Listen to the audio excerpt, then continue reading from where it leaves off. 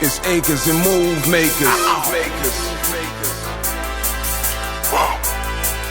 It's acres and move makers. I deal with land flippers, acres and move makers, room shakers, big boys with huge paper, the newspapers. You can run but can't escape us. We winning with these flash green when they act racist. Success is so contagious. Let's go. It's acres and move makers. Welcome to Acres and Move Makers. My name is Ray. My name is Jay. And we are the Acre Boys. Today we want to talk to you guys about a topic called how to negotiate with land sellers. See, when you're doing business as far as a land investing perspective, right, you have to understand in order for you to go ahead and buy properties at a high volume, we go ahead and we send out offers, right? We send out a lot of offers in order to engage interest of potential people that actually want to sell, right? Now, not everybody is happy about the actual correspondences that they get from us, right? So a lot of times we'll send out a letter. You may get a phone call that goes to our answering service, cursing you out or whatever the case may be. You may get another phone call of somebody who's actually wanting to sell, but those numbers completely vary depending on, but here's one thing that we know, right? The more offers that we send out, the more likely we are to go ahead and buy property. I'm gonna say this again. The more offers that we send out, the more likely we are to buy property, right? So the number one thing we do when a prospective land seller gives us a call back, it indicates that they're interested in selling the property, is basically what we're doing is we're getting a gauge on them, right? When I mean gauge, are they accepting the offer that is actually printed on that letter? Because you got to remember, right?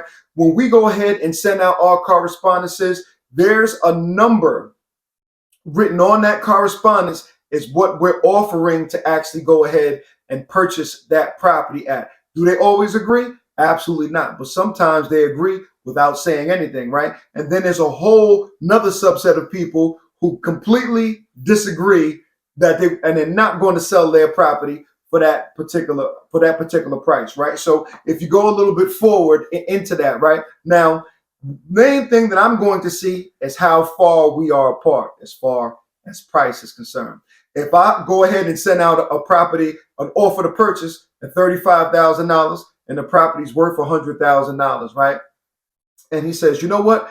That's too much. I cannot accept that, but I will take $45,000. So what is that going to indicate to me? That indicates to me that we're in the ballpark, especially when I know that property is worth $100,000, right? So I just want to make sure that I'm in the vicinity, right? Because if I'm not in the vicinity and the guy's saying I want 90, 95,000, 100,000, what is that telling me? That's telling me that he wants full market value for that property. And we are not in the business of paying full market value for any property, because if we did purchase it at that high amount, there's no equity in it as far as us purchasing that property and making a profit. So it's very, very key when you're dealing with these land sellers, right?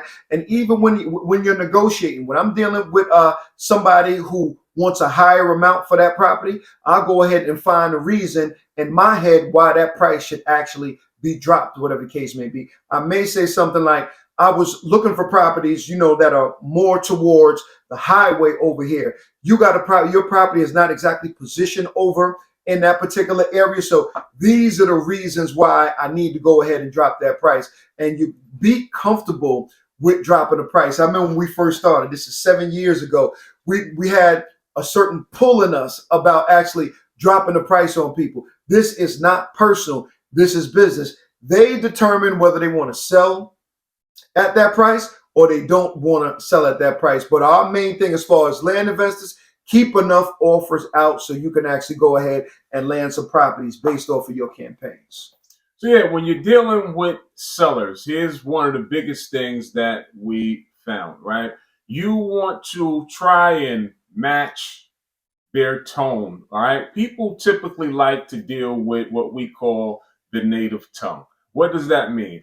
People relate the most to people that sounds like them or looks like them, right? It's just actual fact. It's like the elephant in the room. You'll have a better conversation with somebody that speaks the same native language as you do, right? So, for example, we buy a lot of property in the South.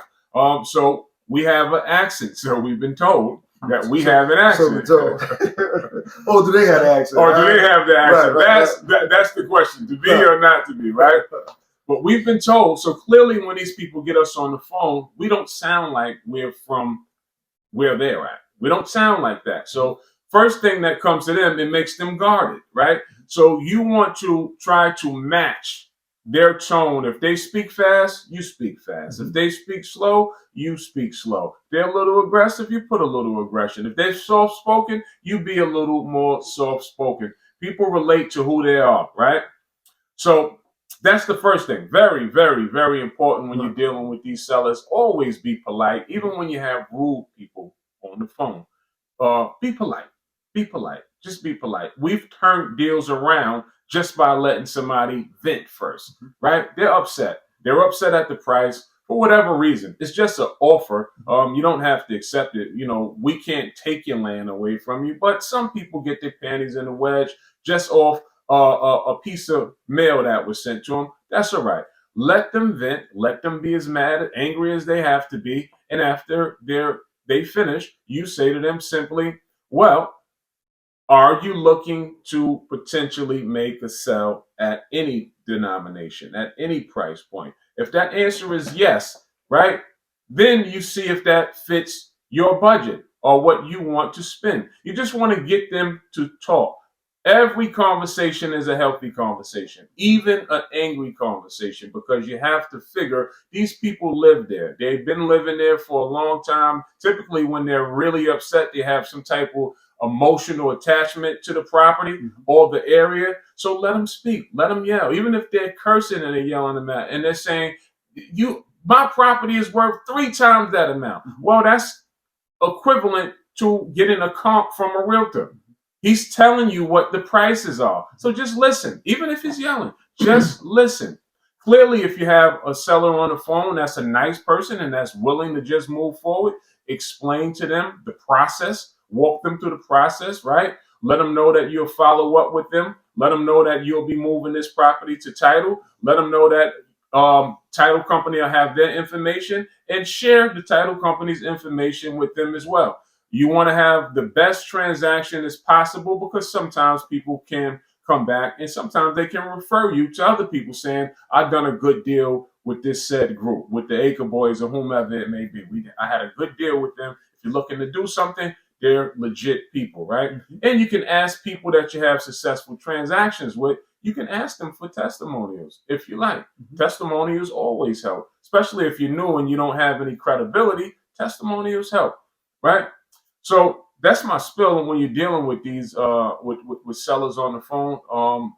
Never, try not to, unless you have a person that's just ready to go, try not to negotiate price on the first date, right? Don't do it on the first date. Just lay it out, hear them out, get all the particulars about the property. If their price is higher than what you're willing to pay at that time, just let them know, I'm not sure as of today if I can meet you at that price. Give me 1 to 2 days, 2 to 3 days to do my evaluation process, right? Don't seem too thirsty to buy. Don't seem too thirsty to buy. Take your time. It takes time sometimes for these deals to manifest into a deal. Sometimes that's 2 and 3 days. Sometimes that could be as long as a week or longer, depending on the size of the property and the size of the deal.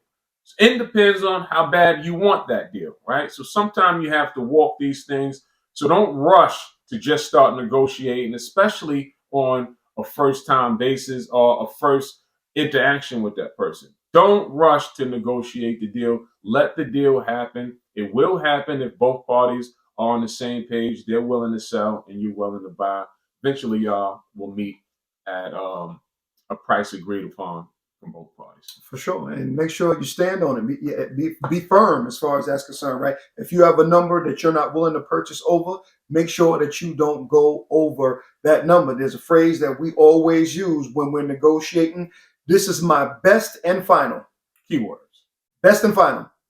That's going to tell them that this is your last offer to buy that property. And like Ray said, don't be thirsty about doing even. They can tell if you're thirsty. You almost want to have the attitude of somebody, this can happen or not happen. I buy hundreds of properties, you know what I mean? This can happen or not happen.